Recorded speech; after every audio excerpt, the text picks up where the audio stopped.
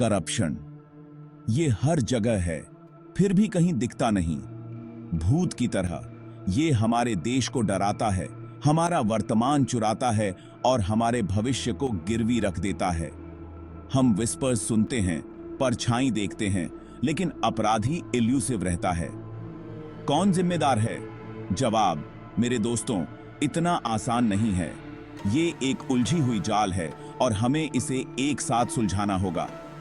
ये है इंडिया में करप्शन की असलियत और किसी भी महामारी की तरह इसे ठीक करने के लिए सामूहिक प्रयास की आवश्यकता होती है। चलिए बात करते हैं हमारे चुने हुए नेताओं के बारे में, जो हमें चांद का वादा करते हैं और क्रेटर्स देते हैं। हम सभी ने कहानियां सुनी हैं, घोटाले जो सुर्खियां बनते हैं और उतनी ही जल्दी गायब हो जाते हैं। याद है 2G स्पेक्ट्रम घोटाला? करोड़ों रुपए गायब हो गए, नेताओं और उनके चमचों की जेबें भरते हुए। ये रॉबिन हुड नहीं थे जो अमीरों से चुरा रहे थे, ये गिद्ध थे जो देश के भविष्य को खा रहे थे। लेकिन ये सिर्फ बड़े घोटाले नहीं हैं, ये रोजमर्रा का करप्शन है जो इतना आम हो गया है कि हम इसे अब नोटिस भी नहीं करते हैं। एमएलए जो एक गांव के स्कूल के लिए फंड का इस्तेमाल खुद का बंगला बनाने के लिए करता है। मंत्री जो अपने रिश्तेदारों को ठेके देता है, चाहे उनकी योग्यता कुछ भी हो। ये नेतृत्व नहीं है, ये विश्वासघात है। सबसे बुरी बात, वे इससे बच निकलते हैं। सिस्टम जो उन्हें जवाबदेह ठहराने के लिए बनाया गया है, खुद ही खामियों से भरा हुआ है। मामले सालों तक चलते हैं, गवाह हॉस्टाइल हो जाते हैं और न्याय एक दूर का सपना बन जाता है। और इसलिए यह सिलसिला चलता रहता है। हर भ्रष्ट नेता दूसरे के लिए रास्ता बनाता है। पुलिस जो हमारी रक्षा के लिए होती है, अक्सर शिकारी बन जाती है। वे रेहड़ी पटरी वालों से पैसे ऐंठते हैं, छोटी छोटी बातों के लिए ड्राइवरों को परेशान करते हैं और असली अपराधों से आंखें फेर लेते हैं अगर कीमत सही हो। याद है उस ऑटो रिक्शा चालक की कहानी जिसने खुद को आग लगा ली थी क्योंकि एक पुलिसकर्मी ने उससे रिश्वत मांगी थी जो वह नहीं दे सकता था। यह है करप्शन की मानवीय कीमत। लेकिन यह सिर्फ सड़क पर खड़े सिपाही नहीं है। करप्शन ऊपर तक जाता है।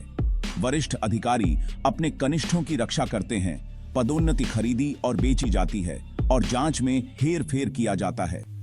वही लोग जो कानून को कायम रखने की कसम खाते हैं, वे ही उसके सबसे बड़े उल्लंघनकर्ता बन जाते हैं।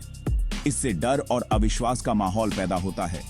लोग मदद के लिए पुलिस के पास जाने से डरते हैं, इस डर से कि कहीं उनके साथ फिर से अत्याचार न हो जाए। कानून प्रवर्तन में विश्वास का यह क्षरण समाज के लिए विनाशकारी परिणाम लाता है। सेक्शन 4, फाइलें, रिश्वत और लाल फीताशाही। सरकारी दफ्तर, धूल भरी फाइलों, अंतहीन कतारों और उदासीन क्लर्कों की एक लैबिरिंथाइन दुनिया। ड्राइविंग लाइसेंस चाहिए, रिश्वत दो। जन्म प्रमाण पत्र चाहिए, कुछ हथेलियां चिकना करो। लाखों भारतीयों के लिए यही हकीकत है जो रोजाना इस ब्यूरोक्रेटिक जंगल से गुजरते हैं। समस्या सिस्टेमिक है। जटिल प्रक्रियाएं, पुराने नियम और पारदर्शिता की कमी भ्रष्टाचार के लिए उपजाऊ जमीन तैयार करती है। अधिकारी मांगें पूरी होने तक फाइलों को बंधक बना लेते हैं, काम में देरी करते हैं। यह ब्यूरोक्रेटिक सुस्ती हमारे देश को खोई हुई उत्पादकता और अवरुद्ध विकास के मामले में बहुत महंगी पड़ती है। सबसे बुरी बात, भ्रष्टाचार की यह संस्कृति स्वयं को बनाए रखती है। सिस्टम में प्रवेश करने वाले युवा अधिकारी अपने वरिष्ठों को अपनी जेबें भरते हुए देखते हैं और जल्दी से रस्सियां सीख जाते हैं और इसलिए दुष्चक्र जारी है। सेक्शन 5, गंदे तालाब में सबसे बड़ी मछली। तो सबसे बड़ा अपराधी कौन है?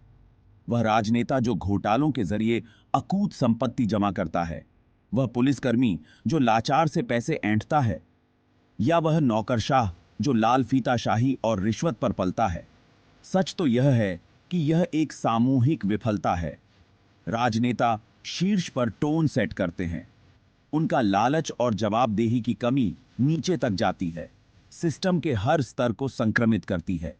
पुलिस अधिकारी जिन्हें अक्सर कम वेतन मिलता है और वे अधिक काम करते हैं, भ्रष्टाचार को अपनी आय के पूरक के रूप में देखते हैं। और नौकरशाह एक ऐसी व्यवस्था में फंस गए जो सुस्ती को पुरस्कृत करती है, आसान पैसे के प्रलोभन के आगे घुटने टेक देती है। एक समूह को दोष देना तालाब को प्रदूषित करने के लिए मछली को दोष देने जैसा है। हमें तालाब को ही साफ करने की जरूरत है। हमें प्रणालीगत परिवर्तन की आवश्यकता है, हमारे संस्थानों में पूर्ण बदलाव की।